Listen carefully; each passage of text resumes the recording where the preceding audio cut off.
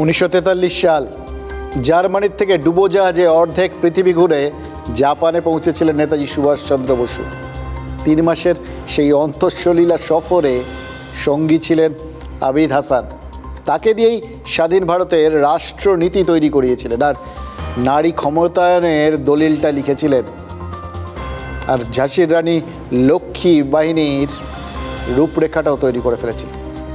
আজাদিন ফৌজে সেই বাহিনী ছিল, তবে অন্তরালে যাওয়ার আগে ঝাঁসির রানী বাহিনীকে নিজের হাতে ভেঙে দিয়ে যান সুভাষচন্দ্র বসু।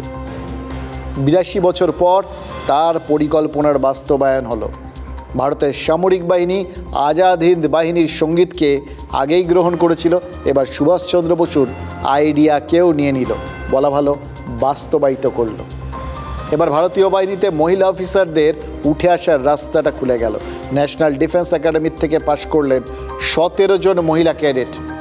আগে এনডিএতে মেয়েদের নেওয়া হতো না, 3 বছর আগে সেই বাধা উঠে যায়। ডাক্তার, ইঞ্জিনিয়ারিংয়ের মতো উচ্চ মাধ্যমিকের পর সামরিক বাহিনীতে যোগদানও এখন মেধাবী মেয়েদের কাছে একটা কেরিয়ার অপশান।